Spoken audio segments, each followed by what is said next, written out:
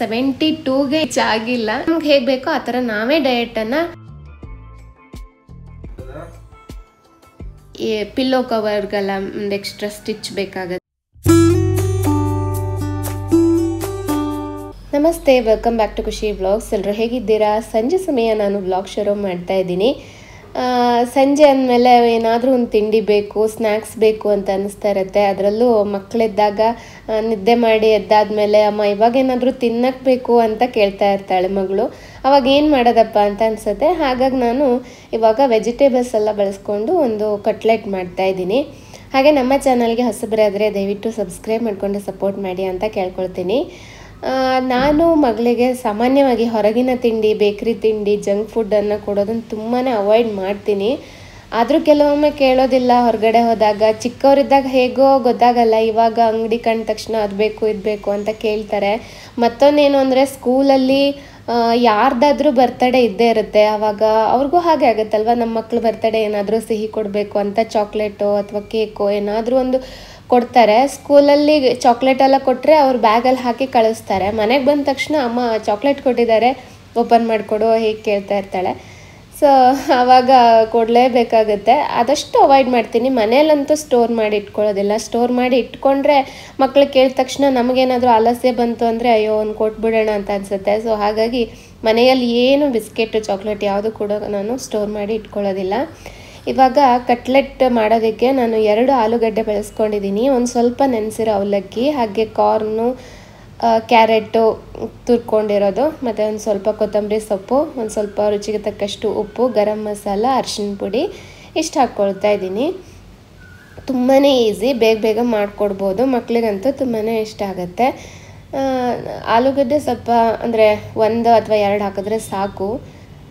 ಅದು ಹಾಕೋದ್ರಿಂದನೇ ಒಂಥರ ಟೇಸ್ಟ್ ಬರುತ್ತಲ್ಲ, ಮತ್ತು ಅದು ಉಂಡೆ ಕಟ್ಟಕ್ಕೆ ಬರುತ್ತೆ ಅಂಟಾಗಿ. ಇಲ್ಲಾಂದರೆ ಬರೀ ವೆಜಿಟೇಬಲ್ಸ್ ಆದರೆ ಉಂಡೆ ಕಟ್ಟಕ್ಕೆ ಸ್ವಲ್ಪ ಕಷ್ಟ. ಆವಾಗ ಸ್ವಲ್ಪ ಅಕ್ಕಿ ಹಿಟ್ಟು, ಕಡಲೆ ಹಿಟ್ಟು, ಬೇರೆ ಏನಾದರೂ ಹಿಟ್ಟು ಹಾಕ್ಕೋಬೇಕಾಗತ್ತೆ. ನಾನು ಇಲ್ಲಿ ಹಿಟ್ಟು ಬದಲಿಗೆ ಅವಲಕ್ಕಿ ಹಾಕಿದ್ದೀನಿ ನೆನೆಸ್ಕೊಂಡು. ಸೊ ಇದು ಒಂಥರ ನಂಗೆ ತುಂಬಾ ಇಷ್ಟ ಆಗುತ್ತೆ, ಬೇಗ ಮಾಡಿಕೊಡ್ಬೋದು ಅಂತ ನನಗೂ ಇಷ್ಟ. ಹಾಗಾಗಿ ಇವ್ರಿಗೂ ಕೂಡ ಇಷ್ಟ ಆಗುತ್ತೆ ಅಂತ ಮಾಡ್ತಾಯಿದ್ದೀನಿ. ಏನೋ ಮಾತಾಡ್ತಾ ಇದ್ದಾರೆ ಅನ್ನೋಗಲ್ಲ, ಸೊ ಏನೋ ಕೇಳ್ತಾ ಇದ್ದೆ ಅಷ್ಟೇ. ಇದನ್ನು ಇವಾಗ ಈ ಥರ ಉಂಡೆ ಕಟ್ಕೊಂಡು ಸ್ವಲ್ಪ ಚಪ್ಪಟೆ ಮಾಡಿಕೊಂಡು ಸ್ವಲ್ಪ ಎಣ್ಣೆ ಹಾಕಿ, ತೆಂಗಿನ ಎಣ್ಣೆ ಹಾಕಿ ಫ್ರೈ ಮಾಡಿಕೊಂಡ್ರೆ ಆಯಿತು. ಫ್ರೈ ಅಂದರೆ ಡೀಪ್ ಫ್ರೈ ಅಲ್ಲ, ಸ್ವಲ್ಪ ಗೊತ್ತಿರುತ್ತಲ್ಲ ಶಾಲೋ ಫ್ರೈ ಥರ ಮಾಡ್ಕೊಳ್ಳೋದು. ಹಾಗೆ ನನಗೆ ಸುಮಾರು ಜನ ಕೇಳ್ತಾ ಇದ್ದರೆ ವೆಯ್ಟ್ ಲಾಸ್ ಬಗ್ಗೆ, ವೆಯ್ಟ್ ಗೇನ್ ಆಗಿದ್ದೀರಾ, ಇವಾಗ ಎಷ್ಟಿದ್ದೀರಾ ಅಂತ. ಖಂಡಿತ ವೆಯ್ಟ್ ಗೇನ್ ಆಗಿದೆ. ಇವಾಗ 64.5 ಇದ್ದೀನಿ. ನನ್ನ ವೆಯ್ಟ್ ಲಾಸ್ ಬಗ್ಗೆ ಗೊತ್ತಿರುತ್ತೆ, ವ್ಲಾಗಲ್ಲಿ ಹೇಳ್ತಾ ಇದ್ದೆ. ನಾನು 72 ಇಂದ 61ವರೆಗೆ ಇಳಿಸಿದ್ದೆ. ಅದು 1-1.5 ವರ್ಷ ಅಷ್ಟೇ ಮೇಂಟೈನ್ ಆಗ್ತಾಯಿತ್ತು. 1 kg ಹಿಂಗೆ ಏರೋದು, 1 kg ಇಳಿಯೋದು, ಹಾಗೆ ಮೇಂಟೈನ್ ಆಗ್ತಾಯಿತ್ತು. ಇತ್ತೀಚೆಗೆ ಈಗ ಒಂದು 4-5 ತಿಂಗಳು ನಾನು ಸರಿಯಾಗಿ ಎಕ್ಸಸೈಸ್ ಮಾಡಿಲ್ಲ, ಮತ್ತು ಡಯಟ್ ಅಂತ ಏನು ಅಷ್ಟೊಂದು ಕಂಟ್ರೋಲ್ ಮಾಡಿರಲಿಲ್ಲ. ಸ್ವೀಟ್ಸ್ ಎಲ್ಲ ತಿಂತಾ ಇದ್ದೆ. ಅದೇನಾಯಿತು, ಸ್ವಲ್ಪ ವೆಯ್ಟ್ ಗೇನ್ ಆಗಿದೆ. ಆದರೂ ಇಲ್ಲಿ ನೋಡ್ಬೋದಾದ ವಿಷಯ ಏನು ಅಂದರೆ 72ಗೆ ಇನ್ನೂ ನಾನು ಅಷ್ಟೊಂದು ರೀಚ್ ಆಗಿಲ್ಲ. ಇಷ್ಟರಲ್ಲೇ ಮೇಂಟೈನ್ ಆಗ್ತಾ ಇದೆ. ಅದಕ್ಕೆ ಕಾರಣ ನನ್ನ ಡಯೆಟ್ಟು. ಅಂದರೆ ನಾನು ಬೇರೆ ಏನು ಆಹಾರನೇ ತೊಗೊಂಡಿರಲಿಲ್ಲ. ನಮ್ಮ ಆಹಾರ ಏನಿರುತ್ತೆ, ನನ್ನ ಹುಟ್ಟಿದಾಗಿಂದ ನನಗೆ ಬೆಳಗ್ಗೆ ದೋಸೆ, ಮಧ್ಯಾಹ್ನ ಅನ್ನ, ಸಂಜೆ ಅನ್ನ, ಅದೇ ಥರ ನಾವು ಊಟ ಮಾಡುವಂಥದ್ದಾಗಿತ್ತು. ನಾನು ಅದಕ್ಕೋಸ್ಕರ ಅನ್ನನ ಕಂಪ್ಲೀಟಾಗಿ ಎಲ್ಲೂ ಕೂಡ ಬಿಟ್ಟಿರಲಿಲ್ಲ. ಬೆಳಗ್ಗೆ ದೋಸೆ ತಿಂತಾಯಿದ್ದೆ, ಮಧ್ಯಾಹ್ನ ಅನ್ನ ಕೂಡ ಊಟ ಮಾಡ್ತಾಯಿದ್ದೆ. ಜೊತೆಗೆ ಅನ್ನ ಒಂದು 10 ತುತ್ತು ಊಟ ಮಾಡ್ತಾಯಿದ್ದೆ. ಅಂದರೆ ಅದರಲ್ಲಿ ಒಂದು 2 ತುತ್ತು ಕಡಿಮೆ ಮಾಡಿ ಅದಕ್ಕೆ ಅದರ ಪರ್ಯಾಯವಾಗಿ ತರಕಾರಿನೋ, ಸಲಾಡೋ, ಬೇರೆ ಏನಾದರೂ ಹೆಲ್ದಿ ಫುಡ್ಡನ್ನು ಆ್ಯಡ್ ಮಾಡ್ಕೊಳ್ತಾ ಹೋಗ್ತಾ ಇದ್ದೆ. ಮತ್ತು ಸಂಜೆ ಸ್ವಲ್ಪ ಅನ್ನ ಅವಾಯ್ಡ್ ಮಾಡ್ತಾಯಿದ್ದೆ. ಆವಾಗ ಸಲಾಡು ಅಥವಾ ಹಣ್ಣು ತಿನ್ನೋದು, ತರಕಾರಿ ಕಟ್ ಮಾಡ್ಕೊಂಡು ತಿನ್ನೋದು, ಕಾಳುಗಳನ್ನು ನೆನೆಸ್ಕೊಂಡು ತಿನ್ನೋದು, ಆ ಥರ ಮಾಡ್ತಾಯಿದ್ದೆ ನಾನು ಫುಲ್ಲು ವೆಯ್ಟ್ ಇಳಿಸುವಾಗ. ಅದಾದಮೇಲೆ ನಿಧಾನಕ್ಕೆ ಸ್ವಲ್ಪ ಅನ್ನ ಕೂಡ ತೊಗೊಳ್ತಾ ಇದ್ದೆ ಸಂಜೆ ಕೂಡ. ಓಕೆನಾ? ಅದ್ರ ಜೊತೆಗೆ ನಾವು ತರಕಾರಿನ ಬೇರೆದು ಕೂಡ ತೊಗೋಬೇಕು.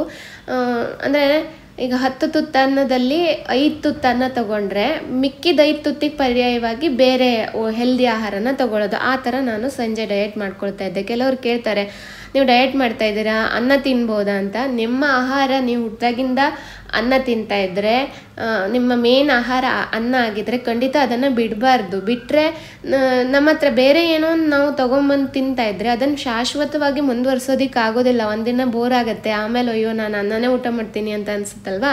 ಸೊ ಹಾಗಾಗಿ ನಮ್ಮ ಆಹಾರದಲ್ಲೇ ನಾವು ಸ್ವಲ್ಪ ಕಂಟ್ರೋಲ್ ಮಾಡಿಕೊಂಡು ಡಯಟ್ ನಮ್ಗೆ ಹೇಗೆ ಬೇಕೋ ಆ ಥರ ನಾವೇ ಡಯಟನ್ನು ತಯಾರು ಮಾಡ್ಕೋಬೇಕು.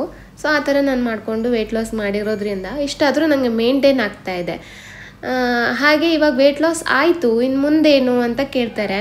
ಮುಂದೇನು ಅಂದರೆ ಅದನ್ನು ಕಂಟಿನ್ಯೂ ಮಾಡ್ಕೊಂಡು ಹೋಗಲೇಬೇಕು, ಎಕ್ಸಸೈಸ್ ಮಾಡಲೇಬೇಕು. ಮಾಡಿಲ್ಲ ಅಂದರೆ ಇದೆ ನನಗೆ ಸ್ವಲ್ಪ ಏರ್ತಾ ಬಂದುಬಿಡತ್ತೆ, ಕೆಲವೊಬ್ಬರಿಗೆ ತುಂಬ ಬೇಗ ಏರುತ್ತೆ. ಸೊ ಹಾಗಾಗಿ ನಾರ್ಮಲ್ ಡಯಟು ಮತ್ತು ದಿನ 30 ನಿಮಿಷ ಆದರೂ ಎಕ್ಸಸೈಸ್ ಮಾಡಲೇಬೇಕು, ಅದನ್ನು ಕಂಟಿನ್ಯೂ ಮಾಡಲೇಬೇಕು, ಅದನ್ನು ಡ್ರಾಪ್ ಮಾಡಬಾರ್ದು. ಸೊ ಇದು ನನ್ನ ಉತ್ತರ. ಸೊ ಅಷ್ಟೊತ್ತಿಗಾಗಲೇ ಕಟ್ಲೆಟೆಲ್ಲ ಆಯಿತು. ತೆಂಗಿನ ಎಣ್ಣೆಲ್ಲೇ ಮಾಡಿದ್ದೆ, ಮತ್ತು ಜಾಸ್ತಿ ಏನು ಕೊಡೋದಿಲ್ಲ, ಒಂದು ಸ್ವಲ್ಪ ತಿಂತಾರೆ ಅಷ್ಟೇ. ಸೊ ಈ ಥರ ಮಾಡಿ ನನಗಂಗೆಲ್ಲ ಕೊಟ್ಟೆ. ಅವಳಿಗೆ ಕೂಡ ತುಂಬಾ ಇಷ್ಟ ಆಯಿತು. ಏನಾದರೂ ಸಂಜೆ ಮಾಡಿಕೊಡ್ತೀನಿ. ತಿಂಡಿ ಮಾಡೋದ್ರಿಂದ ನನಗೂ ಕೂಡ ಒಂಥರ ಏನೋ ಒಂದು ರಿಲ್ಯಾಕ್ಸ್ ಆಗುತ್ತೆ, ಖುಷಿ ಆಗುತ್ತೆ.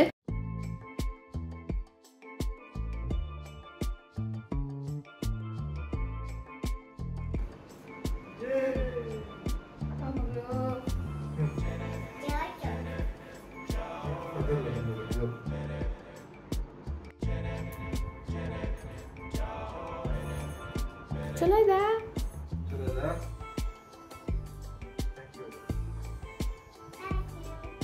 ವೆಲ್ಕಮ್. ಸೂಪರಾ? ಚಲೋ ಇದಾ?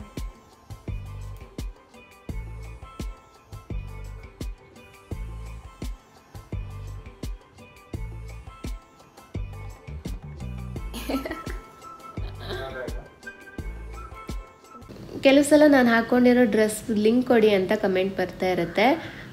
ಬ್ಲೂ ಕಲರ್ ಹಾಕ್ಕೊಂಡಿದ್ನಲ್ಲ ಅದ್ರ ಬಗ್ಗೆ ಕೆಲವೊಂದು ಸಲ ಕಮೆಂಟ್ಗಳು ಬರ್ತಾ ಇರುತ್ತೆ. ನಾನು ಅದಕ್ಕೋಸ್ಕರ ಇವತ್ತು ಮೊದಲೇ ಹೇಳ್ತೀನಿ, ಅದ್ರ ಕ್ವಾಲಿಟಿ ಅಷ್ಟೊಂದು ಚೆನ್ನಾಗಿದೆ ಅಂತ ನನಗೆ ಅನಿಸಿಲ್ಲ. ಮನೆ ಒಳಗಡೆ ಹಾಕ್ಕೊಳ್ಳೋದಕ್ಕೆ ಓಕೆ, ಬಟ್ ಹೊರಗಡೆ ಹಾಕ್ಕೊಂಡು ಹೋಗೋದಕ್ಕೆ ಅಷ್ಟೊಂದೇನು ಚೆನ್ನಾಗಿಲ್ಲ. ಒಂಥರ ಸ್ಯಾರಿ ಬಟ್ಟೆಯಲ್ಲಿ ಸ್ಟಿಚ್ ಮಾಡಿರೋ ಥರ ಇದೆ. ಮೀಶೋದಲ್ಲಿ ತೊಗೊಂಡಿದ್ದೆ, ಕಡಿಮೆ ರೇಟಿಗೆ ಇತ್ತು. ಮನೆ ಒಳಗಡೆ ಹಾಕ್ಕೊಳ್ಳೋಕ್ಕೆ ಓಕೆ, ಒಂಥರ ಫ್ರಾಕ್ ಥರ ಹಾಕ್ಕೊಳ್ಳೋದಕ್ಕೆಲ್ಲ ಚೆನ್ನಾಗಿ ಅನಿಸುತ್ತೆ. ವೀಡಿಯೋ ಕೂಡ ಒಂಥರ ಕಲರ್ಫುಲ್ಲಾಗಿ ಕಾಣಿಸುತ್ತೆ, ಬಟ್ ರಿಯಲ್ ಆಗಿ ಅಷ್ಟೊಂದು ಕಲರ್ಫುಲ್ಲಾಗಿ ಕಾಣಿಸಲ್ಲ. ಅದಕ್ಕೋಸ್ಕರ ನಾನು ಮೊದಲೇ ಹೇಳಿದೆ, ಡೈರೆಕ್ಟಾಗಿ ಹೇಳ್ಬಿಡ್ತೀನಿ ನಾನು, ಲಿಂಕು ಕೊಡಿ ಅಂದಾಗ ಕ್ವಾಲಿಟಿ ಚೆನ್ನಾಗಿಲ್ಲ ನೋಡ್ಕೊಳ್ಳಿ ಅಂತೇಳಿ. ಯಾಕಂದರೆ ಸುಮ್ಮನೆ ತೊಗೊಂಡು ಆಮೇಲೆ ಅಯ್ಯೋ ಕ್ವಾಲಿಟಿ ಚೆನ್ನಾಗಿಲ್ಲ ಅಂತ ಅನಿಸ್ಬಾರ್ದಲ್ವ.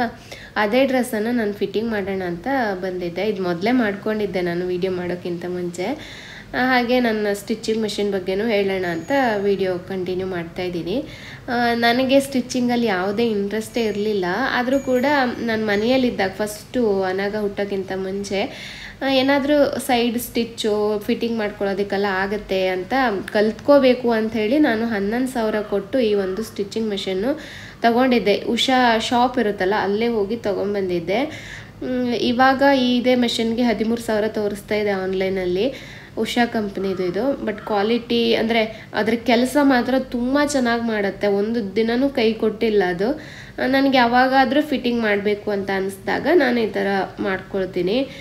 ಒಂದು ಡ್ರೆಸ್ ಫಿಟ್ಟಿಂಗ್ ಮಾಡೋಕ್ಕೆ ಹೋದರೆ 50 ರೂಪಾಯಿ ತಗೊಳ್ತಾರಲ್ವ. ಸೊ ಅದ್ರ ಬದಲಿಗೆ ನಾವೇ ಒಂದೊಂದು ಸ್ಟಿಚ್ಚು ಸೈಡಿಗೆ ಹಾಕ್ಕೊಂಡ್ರೆ ಆಯಿತು ಅಂತ ಕೆಲವು ಸಲ ನಾನೇ ಮಾಡ್ಕೊಳ್ತೀನಿ. ಅದು ಮೇಲ್ಗಡೆ ಇಟ್ಟಿರ್ತೀನಲ್ವ, ತೆಗೆದು ಮತ್ತು ಪ್ಯಾಕ್ ಮಾಡಿ ಅದಕ್ಕಿಂತ ಕೆಲವು ಸಲ ಟೈಲರ್ಗೆ ಕೊಟ್ಬಿಡೋಣ ತುಂಬ ಜಾಸ್ತಿ ಇದ್ದರೆ ಅಂತೇಳಿ ಕೊಡೋದು ಉಂಟು. ಕೆಲವೊಂದು ಸಲ ನಾನೇ ಮಾಡ್ಕೊಳ್ತೀನಿ. ಒಂದೊಂದು ಕೆಲಸದಲ್ಲಿ ಇಂಟ್ರೆಸ್ಟ್ ಇರೋದಿಲ್ಲ ನನಗೆ. ಈ ಒಂದು ಸ್ಟಿಚ್ಚಿಂಗ್ ಮಾತ್ರ ಇಂಟ್ರೆಸ್ಟೇ ಇಲ್ಲ. ಹಾಗಾಗಿ ಇಷ್ಟು ಒಳ್ಳೆ ಮಿಷನ್ ಇದ್ದರೂ ಕೂಡ ನಾನು ಬೇರೆ ಏನು ಸ್ಟಿಚಿಂಗ್ ಮಾಡ್ಕೊಳ್ಳೋದೇ ಇಲ್ಲ. ಜಸ್ಟ್ ಸೈಡ್ ಸ್ಟಿಚ್ಚಿಂಗು ಅಥವಾ ಈ ಒಂದು ಫಿಟ್ಟಿಂಗ್ ಮಾಡ್ಕೊಳ್ಳೋದು, ಒಂದೇ ಒಂದು ಸ್ಟಿಚ್ ಹಾಕ್ಕೊಳ್ಳೋದಿರ್ಬೋದು. ಅಥವಾ ಕೆಲವು ಸಲ ಈ ಪಿಲ್ಲೋ ಕವರ್ಗೆಲ್ಲ ಒಂದು ಎಕ್ಸ್ಟ್ರಾ ಸ್ಟಿಚ್ ಬೇಕಾಗುತ್ತೆ. ಅದೇನಾದರೂ ಒಂಚೂರು ಹರಿದೋದ್ರೆ ಅದನ್ನೆಲ್ಲ ಸ್ಟಿಚ್ ಮಾಡ್ಕೊಳ್ಳೋದಕ್ಕೆ ತುಂಬ ಹೆಲ್ಪ್ಫುಲ್ ಆಗುತ್ತೆ. ಮನೇಲಿ ಒಂದು ಮಿಷನ್ ಇದ್ಬಿಟ್ರೆ ಅಲ್ವಾ. ಕೆಲವೊಬ್ರಿಗಂತೂ ತುಂಬ ಚೆನ್ನಾಗಿ ಸ್ಟಿಚ್ ಮಾಡೋಕ್ಕೆ ಬರುತ್ತೆ, ಅವ್ರಿಗಂತೂ ಗೊತ್ತಿರುತ್ತೆ ಎಷ್ಟು ಹೆಲ್ಪ್ಫುಲ್ ಅಂತ. ಸೊ ನಾನು ಕೂಡ ಒಂದು ಸ್ಟಿಚಿಂಗ್ ಮಿಷಿನ್ ಇಟ್ಕೊಂಡಿದ್ದೀನಿ. ನಾನು ನೋಡ್ತಾ ಇರ್ಬೋದು ಉಷಾ ಜನೊಮೆ ಅಂತ ಇದೆ ಅಲ್ವಾ. ಇದಕ್ಕೆ ನಾನು 11,000 ಕೊಟ್ಟಿದ್ದೀನಿ. ಎಷ್ಟು 5-6 ವರ್ಷದ ಹಿಂದೆ. ಬಟ್ ತುಂಬ ಚೆನ್ನಾಗಿದೆ ಈ ಮಷಿನ್ ಮಾತ್ರ. ಅದಕ್ಕೋಸ್ಕರ ತೋರಿಸೋಣ ಅಂತ ಅಂದ್ಕೊಂಡೆ. ಸುಮಾರು ಸಲ ತೋರಿಸಿದ್ದೆ, ಬಟ್ ನಾನು ಸ್ಟಿಚ್ ಮಾಡೋದೇ ಕಡಿಮೆ ಅಲ್ವಾ, ಹಾಗಾಗಿ ನೀವು ವ್ಲಾಗಲ್ಲಿ ಅಷ್ಟೊಂದು ನೋಡಿರೋದಿಲ್ಲ. ಯಾರಿಗಾದ್ರು ತೊಗೋಬೇಕು ಅಂತ ಇದ್ದರೆ ಇದನ್ನು ಖಂಡಿತ ಟ್ರೈ ಮಾಡ್ಬೋದು. ಆನ್ಲೈನಲ್ಲಿ ಸಿಗುತ್ತೆ ಇದು. ನಾನು ನೋಡಿದೆ ಎಷ್ಟಿದೆ ಅಂತ, 13,000 ತೋರಿಸ್ತಾ ಇದೆ. ಸೊ ತುಂಬ ಒಳ್ಳೆ ಸ್ಟಿಚ್ಚಿಂಗ್ ಬರೋರ್ಗಂತೂ ಇದು ತುಂಬ ಹೆಲ್ಪ್ಫುಲ್ ಅಂತ ಹೇಳ್ಬೋದು.